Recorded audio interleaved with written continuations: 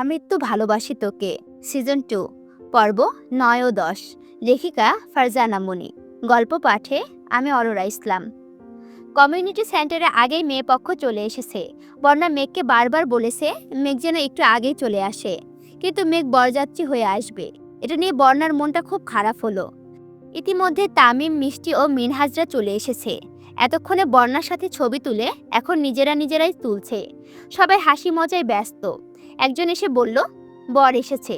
কথাটা শুনে বর্ণার বুকের মধ্যে থাকা হৃদয় নামক যন্ত্রটা ধপ করে লাফিয়ে উঠল। বুকের ভেতর অস্বাভাবিকভাবে ডিপ ডিপ করছে। তার এতদিনের জল্পনা কল্পনা পরিপূর্ণ পাওয়া যাচ্ছে।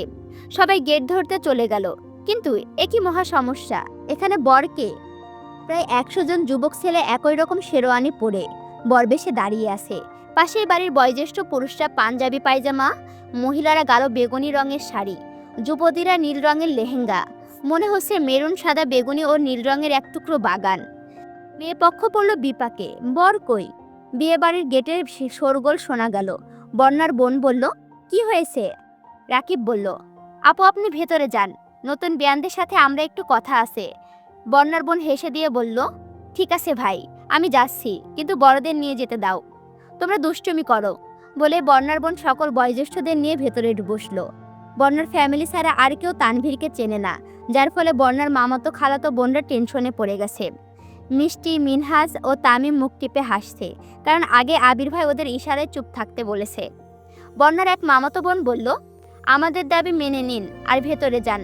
হঠাৎ বরপক্ষে সবাই একসাথে চিৎকার দিয়ে বলল, মানি না, মানবো না, মানি না, মানবো না।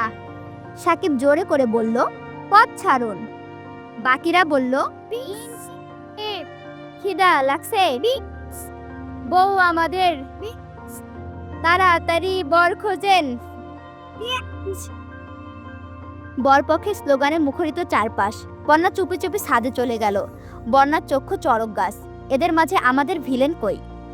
বন্যা ভালো করে খেয়াল করে দেখলো তানভীর সকলের পিছনে আবিরের পাশে দাঁড়িয়ে আছে। হঠাৎ তানভীরের সাথে চোখে চোখ পড়ল বন্যার। তানভীর চোখ মারল বন্যাকে। আবির বুঝতে পেরে মেঘকে নিয়ে অন্য সাইডে দাঁড়ালো। তানভীর এই সুযোগে বন্যাকে ফ্লাইং কিস দিল। বন্যাও হাত বাড়িয়ে কুড়িয়ে নিল। এদিকে রাসেল বলল, বেয়ান সাহেব, আপনাদের দাবি আমরা অবশ্যই মানব, কিন্তু তার আগে আমাদের একটা শর্ত আছে। মেয়েরা চিৎকার করে বলল, কি সত্য? কি বলল, আমাদের বর খুঁজে বের করে সম্মানী নেবেন, আর যদি না পারেন তাহলে আমাদের নতুন ভাবিকে ডাকবেন। সে নিজে তার বরকে খুঁজে বের করবে এবং সম্মানী পাবে। যতই হোক, সে এখন আমাদেরই লোক। এটা শুনে সকল মেয়েরা ছড়িয়ে পড়ল বরযাত্রীর মাঝে। কিন্তু বর কই? সবাই তো একই রকম দেখতে। শুধু দূরের এক কর্নারে গাড়ির সাথে হেলান দিয়ে ফোনে কথা বলছে নীল পাঞ্জাবি পরুয়া এক ছেলে। সবাই আবিরের সামনে এসে জোরে একসাথে বলল, আবির ওদের হঠাৎ চিৎকারে ফোনে কথা বলা রেখে অবাক হয়ে দাঁড়িয়ে আছে। তারপর কিছুটা বুঝতে পেরে বলল, আপিরা, আমি নতুন বর না, আমার একটা পরীর মতো বউ আছে। মেয়েরা হতাশ হয়ে হার মানল। তারপর কয়েকজন মিলে বর্ণাকে আনলো বর খুঁজতে। হঠাৎ আরিফ বর্ণাকে দেখে আবার স্লোগান দিল, নতুন ভাবি, নতুন ভাবি, জিন্দাবাদ, জিন্দাবাদ। বন্যা এসে সবার মাঝে গেল। দেখলো একটা ছেলে অন্য একজনের সাথে কথা বলছে। ছেলেটা শুধু পেছন দিকে দেখা যাচ্ছে। বন্যা দৌড়ে গিয়ে পেছন থেকে জড়িয়ে ধরলো। তানভীর হতভাগ। সামনে ঘুরে দেখলো বন্যা। তানভীর মুচকি হেসে বলল, মাশাআল্লাহ, আসমানের পরে নিচে নেমে এসেছে। বাকিরা সবাই হৈ হৈ করে চিৎকার দিল। ছেলেরা আবার স্লোগান দিচ্ছে, আমাদের ভাবি জিন্দাবাদ। সন্ধ্যা 6টা বাজে। একটু আগে তানভীর বর্ণার বিয়ে শেষ হলো। এখন দুজনকে একসাথে বসিয়ে রাখা হয়েছে। তখন মেঘ, মিষ্টি, মিম আরও কিছু মেয়ে একটি আয়না নিয়ে আসলো। দুজনের সামনে রেখে বর্ণাকে বলল, বলো তো ভাবি, কেমন লাগছে? কি দেখছো? বর্ণা লাজুক হেসে বলল, আমার রাজপুত্র, আমার ভিলেন। বিয়ে মাত্র 2টি অক্ষরের শব্দ, কিন্তু এর বিশালতা অনেক। যারা এই শব্দের গুরুত্ব বোঝে তারা জীবনে সুখী হয়, আর যারা না বোঝে তাদের জীবনে নেমে আসে বিচ্ছেদ নামক কালো আধার। বিয়ে মানে একটা মেয়ের জীবনের সম্পর্কে সমীকরণ পরিবর্তন হওয়া, আপনকে পর করা আর পরকে আপন করা। এই মুহূর্তটা একটা মেয়ের কেবল উপলব্ধি করতে পারে। এই যে বন্যা এখন পাগলের মতো হাউমাউ করে কাঁদছে, বারবার মা, বোন, ভাইকে বলছে, আমি যাব না, আমি ওই বাড়িতে যাব না, আমি তোমাদের ছেড়ে থাকতে পারবো না, প্লিজ তোমরা ওদের চলে যেতে বলো। আম্মু, ওই আম্মু, তুমি ওদের চলে যেতে বলো না, আমি কোথাও যাচ্ছি না। বন্যা কাঁদছে, হাউমাউ করে কাঁদছে, আজ যেন তার চিৎকার কোনো বাধা মানছে না। বন্যার বোন বন্যাকে জড়িয়ে ধরে সেও হাউমাউ করে কাঁদছে। বোন, ও বোন, তোমাকে ছাড়া আমি কিভাবে থাকবো? তখনই বন্যার একটা ছোট ভাই কাঁদো কাঁদো মুখ নিয়ে বলল, আপু তুই চলে যাবি? আমি তোকে ছাড়া আমি কাকে নিয়ে ফুচকা খেতে যাব? কে আমাকে চকলেট এনে দেবে? বন্যার কান্না যেন আরো বেড়ে গেল। সেও তার ভাইকে জড়িয়ে ধরে কাঁদছে। তার মা যেন আজ নিশ্চুপ, কাঠের পুতুলের মতো এক জায়গায় স্তব্ধ হয়ে দাঁড়িয়ে আছে। বাবা পাশে দাঁড়িয়ে আছে, চোখ মুছছে বারবার। হঠাৎ তার মা জ্ঞান হারিয়ে মাটিতে লুটিয়ে পড়ল। আচমকি ঘটনায় বন্যা জ্ঞান শূন্য হয়ে পড়ে আছে। ছুটে গেল মায়ের কাছে, বলল, আম্মু, ও আম্মু, কথা বলো, তোমার বন্যা চলে যাচ্ছে। বন্যা তোমাকে আর সকাল সন্ধ্যা জ্বালাবে না, ফুচকা খাওয়ার অনুমতি চাইবে না, বারবার বলবে না আজকে খাইয়ে দাও, কাল থেকে আমি খাবো।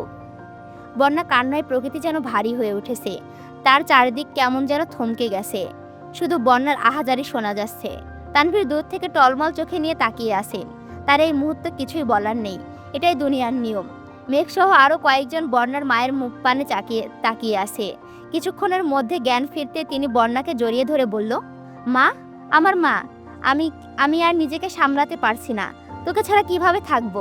তুই ছাড়া আমার ঘরটা শূন্য হয়ে যাবে, বলে উনি হাউমাউ করে কাঁদতে শুরু করলো। হঠাৎ বন্যা তার মায়ের বুকে লুটিয়ে পড়ল।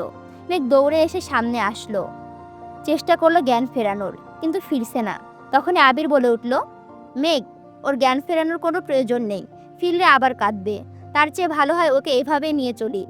তানভীর শোন, তুই বন্যাকে কোলে করে গাড়িতে নিয়ে আয়। বন্যার বাবা বলে উঠল, কিন্তু বাবা। আবির তাকে থামিয়ে দিয়ে বলল, আঙ্কেল, টেনশন করিয়েন না, আমরা আসি, কোনো প্রবলেম হবে না। তানভীর বন্যার কাছে এসে বন্যাকে কোলে নেবে এমন সময় বন্যার বাবা দুহাত চেপে ধরলে বলল, বাবা, ও আমার অনেক আদরের মেয়ে, দুই হাতে অনেক অনেক যত্ন করে বড় করেছি, তুমি ওকে কখনো কষ্ট দিও না, আমার অবুঝ মেয়েটাকে দেখে রেখো। তানভীর, আঙ্কেল আপনি প্লিজ এভাবে বলবেন না, আমি ওকে ভালো রাখার সর্বোচ্চ চেষ্টা করব, কোনো অভিযোগ করতে দেব না, বলে তানভীর বন্যাকে কোলে তুলে নিয়ে গাড়ির কাছে বসালো। তারপর বরযাত্রী গাড়ি ছুটলো আপন গতিতে আপন ঠিকানায়।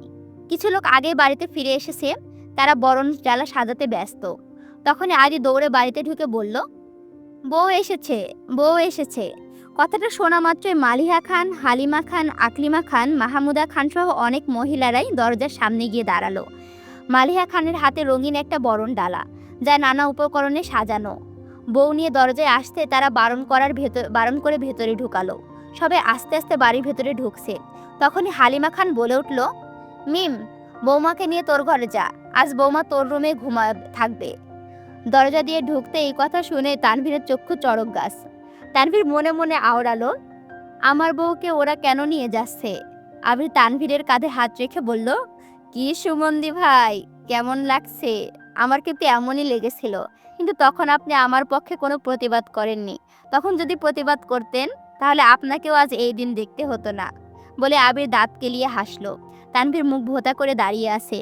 ঠিকই তো, যেই দিন মেঘ আবিরকে আলাদা করে থাকতে বলা হয়েছিল সেই দিন সে কিছু বলেনি, কিন্তু আবিরের সে মজাটা নিয়েছিল ঠিকই। আজ ঠিকই একই ঘটনা তার সাথে ঘটলো। মিম বন্যাকে নিয়ে তার রুমে বসলো, ভাবলো বন্যা আপুর লাগেজটা নিয়ে আসি, আপুকে চেঞ্জ করতে বলবো। আচ্ছা, আমি এই গল্পের যে স্লোগানগুলো ছিল না, এগুলো আমি আমার এলাকার ছোট পিচ্চি বাচ্চাকে দিয়ে নিয়ে আইছি। মানে ওইখানে বলা আছে, বাকিরা সবাই মিলে বলল। তো আমার কাছে কেন জানি মনে হলো এইটা যদি আমি একলা না বলে যদি ছোট ছোট মানে অনেকগুলো মানুষকে দিয়ে যদি বলাই তাহলে শুনতে হয়তো অনেকটা ভালো লাগবে, ওই জন্য আমি তাদের নিয়ে বলাইছি। যাই হোক, এইখানে এইগুলোর মধ্যে ছোট মানুষ তো, যদি কোনো মিস্টেক হয়ে থাকে আপনারা ক্ষমা সুন্দর দৃষ্টিতে দেখবেন।